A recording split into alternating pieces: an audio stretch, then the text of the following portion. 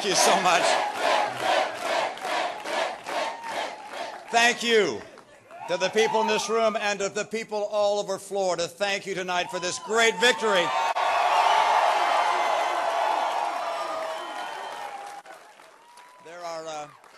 There are fewer candidates tonight than when the race began, but three gentlemen are serious and able competitors, and they're still in the race, and I want to congratulate them on another hard-fought contest in this campaign. Primary contests are not easy, and they're not supposed to be. As this primary unfolds, our opponents in the other party have been watching, and they like to comfort themselves with the thought that a competitive campaign will leave us divided and weak.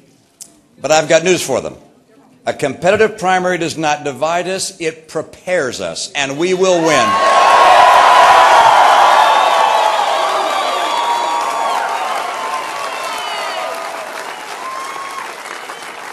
And when we gather back here in Tampa 7 months from now for our convention, ours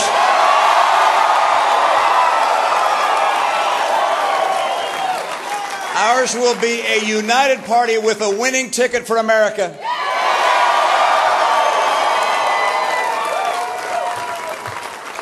You know, 3 years ago this week, a newly elected President Obama faced the American people and he said, look, if I can't turn this economy around in 3 years, I'll be looking at a one-term proposition, and we're here to collect.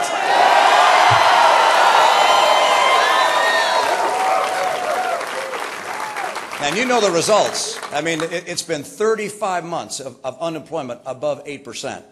And under this president, more Americans have lost their jobs and more home foreclosures have occurred than under the administration of any other president in history.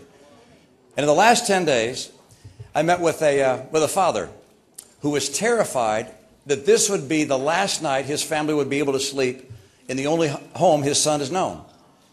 I've met seniors who thought these would be the best years of their life, and now they're worried day to day about how to make ends meet. I met some Hispanic entrepreneurs who thought they'd achieved the American dream, and now they're seeing it disappear. In his State of the Union address, the president actually said these words. He says, let's remember now how we got here. Don't worry, Mr. President. We remember exactly how we got here. You won the election.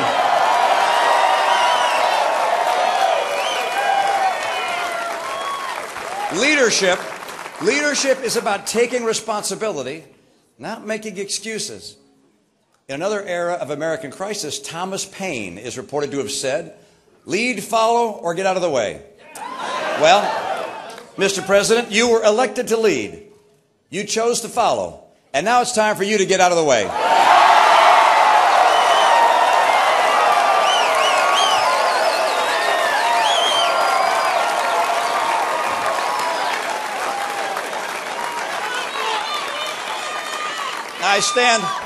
I stand ready to lead this party and to lead our nation. As a man who spent his life outside Washington, I know what it's like to start a business. I know how extraordinarily difficult it is to build something from nothing. I know how government kills jobs, and yes, I know how it can help from time to time. My leadership helped build businesses from scratch. My leadership helped save the Olympics from scandal and give our American athletes the chance to make us all proud as they did.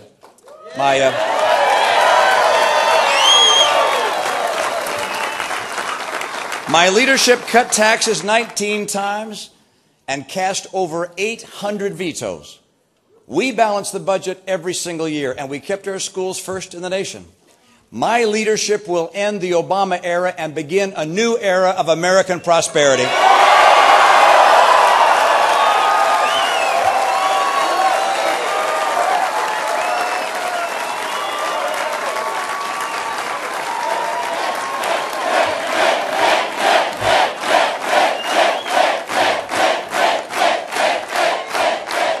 This campaign is about more than replacing a president. It's about saving the soul of America. President Obama and I have very different visions of America. President Obama wants to grow government and continue to amass trillion-dollar deficits. I will not just slow the growth of government, I will cut the spending of government. I will not just freeze government share, of the total economy, I will reduce it. And without raising taxes, I will finally get America to a balanced budget.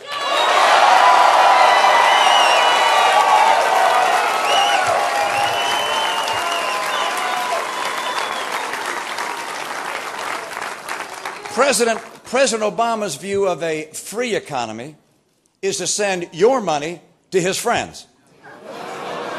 My vision for a free enterprise economy is to return entrepreneurship and the genius and creativity to the American people.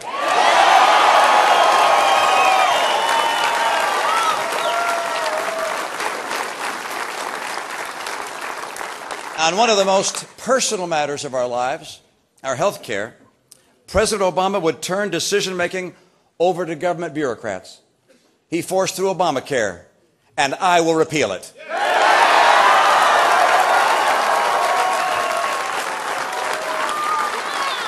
You know, like his colleagues in the faculty lounge who think they know better, President Obama demonizes and denigrates almost every sector of our economy. I will make America the most attractive place in the world for entrepreneurs, for innovators, for job creators. And unlike the other people running for president, I know how to do that because I've done it before.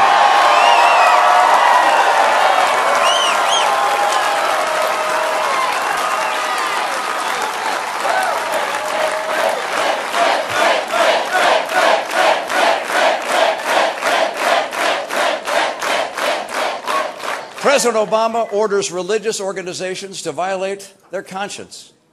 I will defend religious liberty and overturn regulations that trample on our first freedom.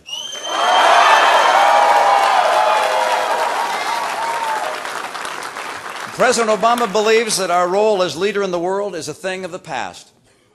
He's intent on shrinking our military capacity at a time when the world is facing rising threats. I will insist on a military so powerful, no one would ever think of challenging it.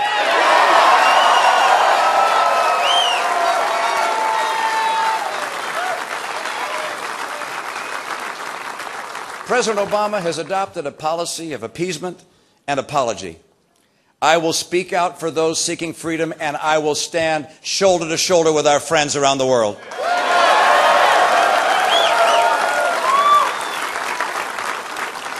You see, President Obama wants to fundamentally transform America and make it something perhaps we wouldn't recognize. I want to restore to America the values and principles that made us the hope of the earth, and I'll do it.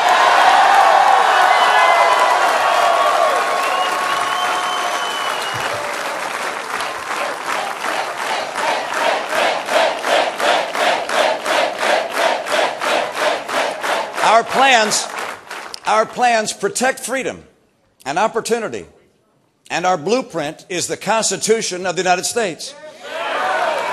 Together, we will build an America where hope is a new job with a paycheck, not a faded word and an old bumper sticker.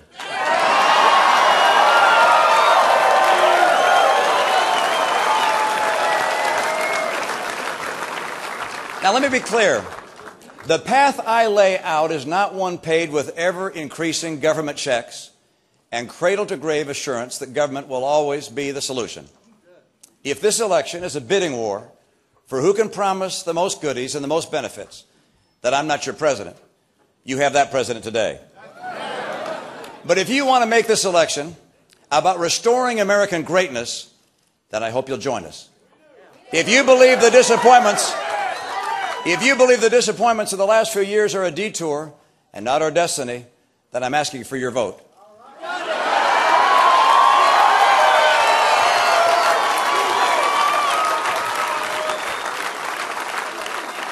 I'm asking each of you to remember how special it is to be an American. I want you to remember what it was like to be hopeful and excited about the future and not to dread each new headline. I want you to remember when you spent more time dreaming about where to send your kids to college than wondering how you'd make it to the next paycheck. I want you to remember when you weren't afraid to look at your retirement savings or the price at the gas pump.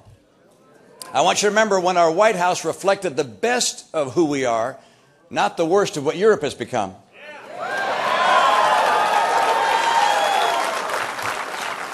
That America is still out there. We believe in that America. We still believe in the America that is the land of opportunity and a beacon of freedom. We believe in the America that challenges each of us to be bigger and better than ourselves. This election, let's fight for the America we love. We believe in America. Thank you so much, Florida. You're the best. God bless the United States of America. Thank you. Thank you.